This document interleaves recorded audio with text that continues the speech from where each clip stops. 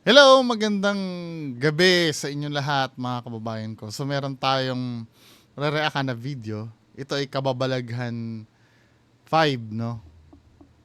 Sa yung kay Noli Di Castro. O nga pala, binabalak namin nila Sir Ed puntahan yung kay Julie Vega. Sino mga taga ano dito? Sa mga taga San Miguel, Bulacan. Kaya ba ng ano, 'di ba may tatawid ng ilog 'yun? Kaya ba ng sasakyan papunta dun sa pagtawid? Or talaga lalakarin pa rin? Wala, tinatanong lang kasi may mga gamit kasing dala-dala eh.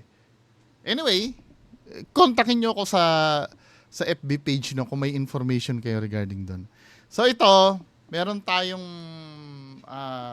tatalakayin, Kababalaghan 5. Ito ay kaluluwa ng matandang babae nagpaparamdam sa isang rest house.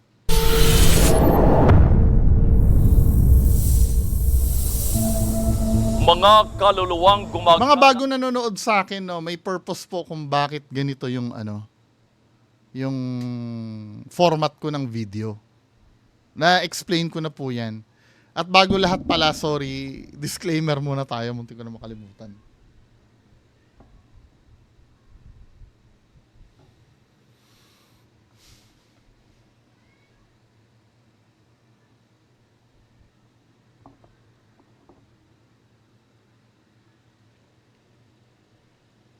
Okay na. So, let's continue. At nagpaparamdam. Ang iba nananagoy. May ilang hindi mapakali. Pinipiling magasik ng takot at pangamba. Meron din naman nagbabantay sa mga mahalagang bagay na punong-puno ng alaala. Alin kaya sa mga ito ang pakay ng kaluluwang nagpapakita sa isang abandonadong rest house sa Pililla, Rizal? Rizal. Sa dulong bahagi ng Sko, gitna ng kabundukan. Pililla, Rizal, Pero ano yan, maganda yan, ano, healthy yan. Yung nasa, ang tanong, may kuryente ka kaya dyan? gitna ng malawak na farm, itinayo ang isang rest house. Taong 1979 nang itayo ang may 2 palapag na tahanan, maayos at talaga namang kahali-hali na ang istruktura. Pero ang tahanang pinanday ng galak at sorpresa, ngayon nababalot na ng hilakbot tuwing sasapit ang takip silim.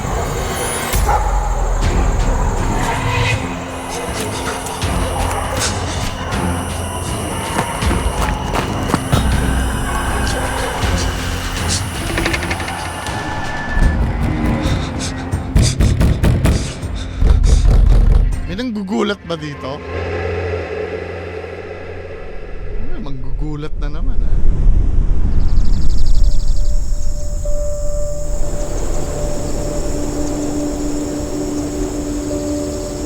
Isa ang 66 na taong gulang na si Vicente Relyama umang enteng sa Alam mo ang ano, alam mo ang wait lang ha.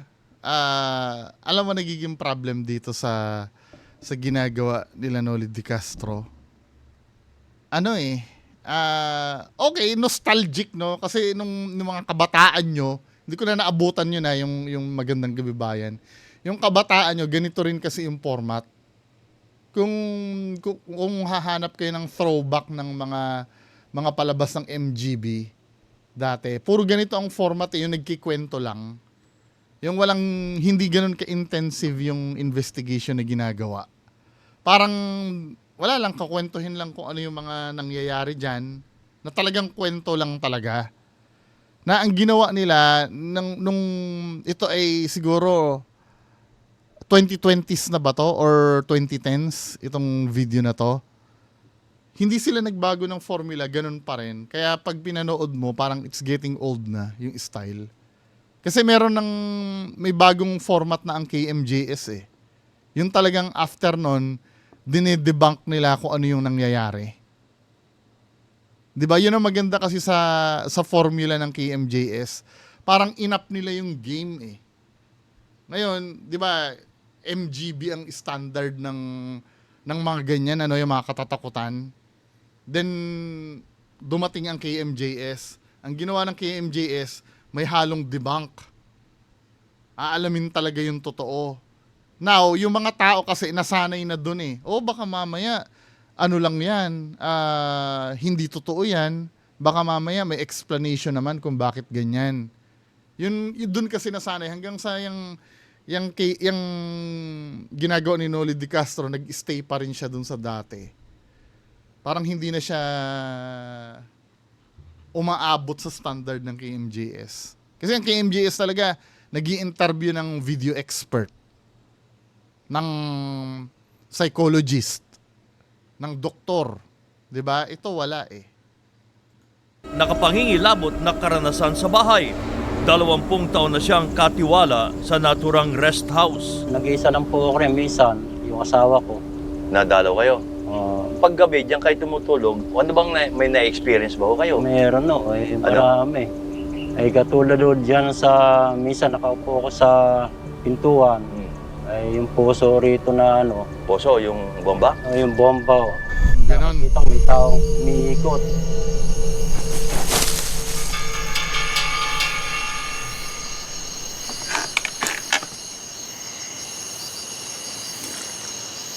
May manggugulat dyan.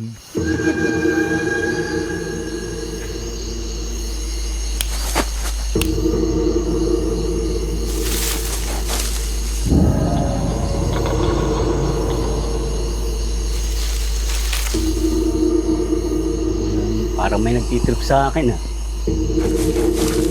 Hoy! Sino yan? Pakita ka! Ayaw kong tingnan.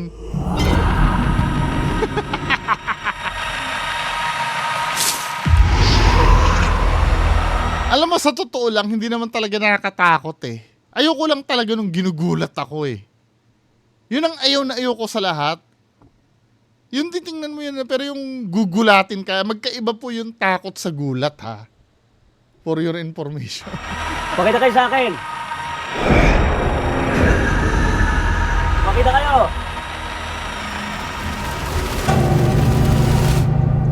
Kwento pa ni Mang Enteng, noong una ay hindi siya dinapuan ng takot, pero hindi niya inakalang masusundan pa ng mas maraming pagpaparamdam ang pamamalagi niya sa rest house. Ano ko, babae. Ay, sino kaya ho yun? Hindi ko alam kung sino siya. Pero alam ko, 3 yan sila eh. 3? Bakit ho 3? Eh kasi ramdam eh. Pagka natutulog naman ako riyan, lalakad sa taas.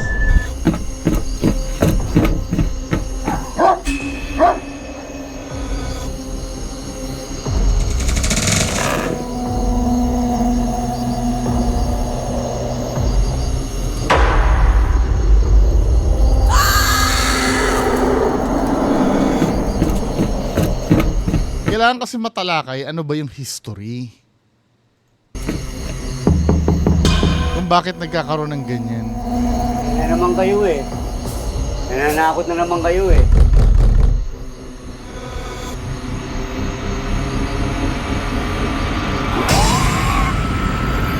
Hindi ako natatakot sa inyo. Gusto ko nga magpakita sa akin, wala, ayaw eh. Parang galit ang ano eh. Kasi pagka may tao, may bumabagsak na, nagabog. Nagwawala, parang gano'n. Oo. Ang tricycle driver at kaibigan naman ni Mang Enteng na si Jason Castillo ay may kwento ring makatindig balahibo. Halos di mapaghiwalay si Mang Enteng at Jason dahil sa kanilang malalim na pinagsamahan. Pero dahil sa isang misteryosong pangyayari, nasubok ang kanilang pagkakaibigan. Abing kalsada kami nagiinom eh. Oh. Eh, dinig na dinig po pagkagabi. May mga nagtataho na aso. Oo. Ayun, nabahala po ang Kuya Enteng. Eh, napasama po sa akin Sa? para silipin kung bakit nagtatahulan Nagtatahulan. yung mga aso. Oo. Papunta na po kami at malapit na po kami dyan sa bahay.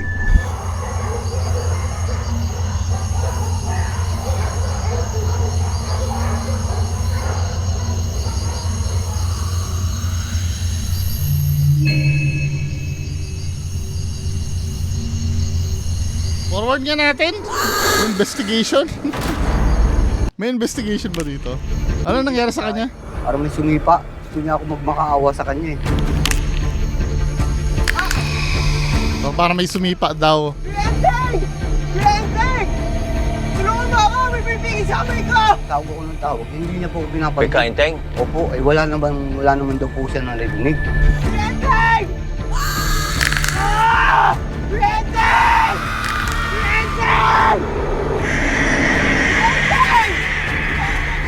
Medyo may pagka-scripted yung ano, no? Yung sagutan ni Kuya. Wala naman raw po siyang naririnig. Tamo, the way siya mag ano ng sagot niya. Kainteng? Opo, ay wala naman daw po siya narinig. Yung pag ganun niya pa, wala naman daw po siyang naririnig. Kasi alam ko pag ang tao dinumero yung ano yung sagot eh sa isang tao na natural lang yung sagutan. 'Di ba? Yung ganyan kasi dinumero yan men eh. Wala naman po siyang naririnig. Pero sa akin lang yun ah. Kung totoo naman na talagang ganun siya magsalita, eh di ganun. Forward natin. Basta po ako ng takbo. Ay si kainteng? Kanyang katapusan. Pagtayo ko, maripas na po ako ng takbo. Ay si kainteng? Naiwanan na po sa sobrang ano ko po, sa sobrang takot ko po. Matapos ang ilang taon, ngayon na lang uli naglakas loob si Jason na lumapit sa kinatatakutang bahay. Si Ginang Melchora Quebada, residente sa lugar at halos Talagang mayaman yung may-ari, may basketball court pa eh. 100 metro lamang Basketball ang layo ring. ng tinitirang bahay mula sa rest house. Nagkwento rin sa atin ng kanyang nakakilabot na karanasan. Nung minsan po pumunta ako ng tindahan, dumaan po ako dito galing kasi ayan lang po Saan ang ba bahay. nyo? Dito? Ayan lang po dyan, taas ang kaunti kasi madamo hindi pa matanaw. Sasara. Naglalakad po ako papunta rito.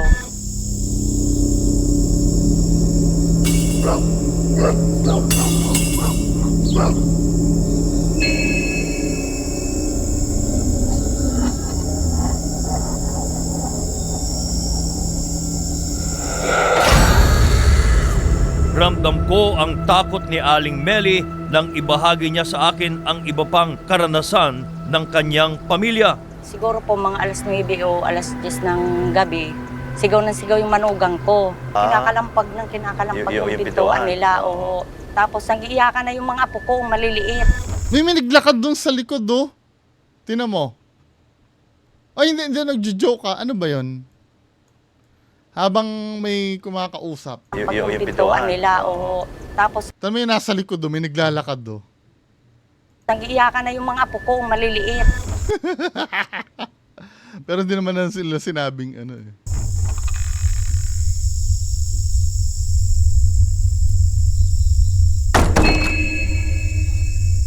Forward na ngayon sa investigation na. Naman ditong tao, yung anak ko, gabi naman, pumunta siya dyan, medyo nakainom siya ng kaunti. Dito naman yung sampalok dito, sa may, Sampalok yung dinaanan po dyan sa may kanal. Siya makagalaw. Tapos, anong ginawa niya? Nung umalis na yung bata, saka lang siya nakauwi. Ay, gano'n? Opo. At sa tulong ng paranormal expert Yun! na Ana, Yun. nilibot Hoy, alam nyo, nagtatampo daw sa akin si Ma'am Ana de la Cruz. May nakapag-message sa akin. Nasasaktan daw siya sa sinasabi ko. I'm sorry, Ma'am Ana, no? Kasi yung pinagdadaanan mo, Ma'am Ana, pinagdaanan din ni Sir Ed sa akin yan dati. Kung matagal na kayo nanonood sa akin, ginaganito ko rin yung videos ni Sir Ed.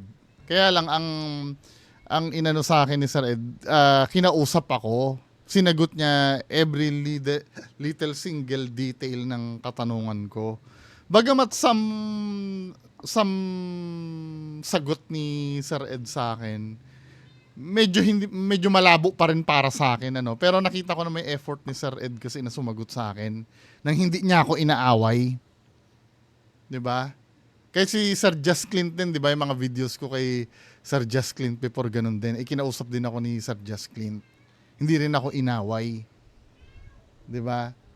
Ito si Ma'am Ana de la Cruz, parang nagtatampo sa akin, medyo nakukonsensya naman ako.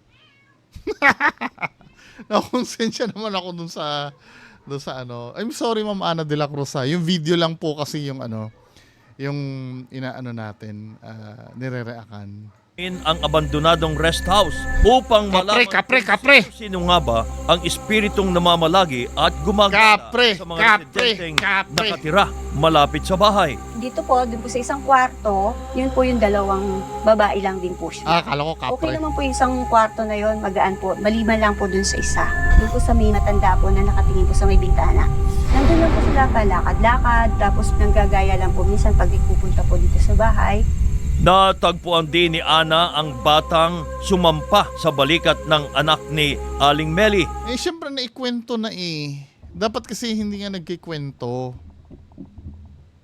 Kalimitan ganyan din eh. Dun sa mga nakarang investigation namin, nagkikwento din yung yung nakakaranas. Hindi ko naman sinasabing bawal yun. Kaya lang nakakabawas kasi ng credibility yun eh. Pag nakwentuhan ka na bago ka mag-reading. Di ba? Bata. Bata po siya, na ganyan po siyang kalaki. Lalaki po Bata ganyan kalaki? Sabi niya gano'n, no? Bata, ganyan po siya kalaki. Halos katangkad mo na yung bata. siya. Ikot po siya ng ikot po dito. Parang siya yung binaon po dito na parang humihingi ng hustisya na bakit ako binaon, ano bang Wait. Ba't binaon? May history ba dyan na may pinatay dyan na binaon? kailangan gawin. Kaya po sabi ko, huwag kang mag-alala. Pag uwi ko, pag-prepare kita. Pero mas nakatawag ng pansin kay Ana ang kaluluwa ng isang matandang babae na sumalubong sa aming grupo. Dito ko nakita yung masungit na babae po. Dito, Opo. bintana. Wala bang kapre Ito po dyan? siya. Yung bintana na yan. Opo. Tinitignan po tayo nung dumarating po tayo dito. Mhm. Tapos tumingin po siya dito, masungit po. Kaya po nung naka-stay po ako doon, nag-ali na po ako ng kandila at tubig na parang humingi po ako ng permiso para pumasok tayo para protection na rin natin. Medyo mabigat po. Parang mapipil nyo po doon pag nandun yung init saka yung energy na mapipil mo na bakit ganon. Para bang marami siyang katanungan, bakit ganito. Para masagot ang misteryosong bumabalot sa rest house, pinaunlakan kami ng 88 taong gulang na may-ari Yan, ng yung may-ari. bahay na si Mang Felipe Ngayon, Santos. ibabangga natin yung kwento nito sa mga na-reading ni Ma'am Ana. Kapiping, ilang taon na itong bahay? Kung hindi ako nagkakamali, mga almost 40 years. Ay bakit naman kayo dito nagpatayo sa gitna ng malayo? Itong bahay na to, kaya ako pinagawa at kaya ako nabili itong lote na to para surprise ako kay Mrs. Hindi niya alam to na binili ko. Oo. Hindi niya alam na ito yung pinagawa ko. Ang sweet naman. Nang magawa na lang, at saka ako siya dinala rito. Sabi niya, Abay, siyempre, very excited, tuwan-tuwa.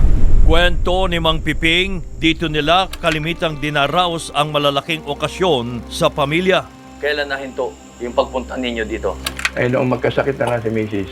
Hanggang sa tuluyan na ngang yumao ang kanyang kabiyak na si Aling Lita. Pero marahil ay hindi ito umalis sa bahay at sa tingin Ilang taon nung namatay? Para magtutugma doon sa matandang babae.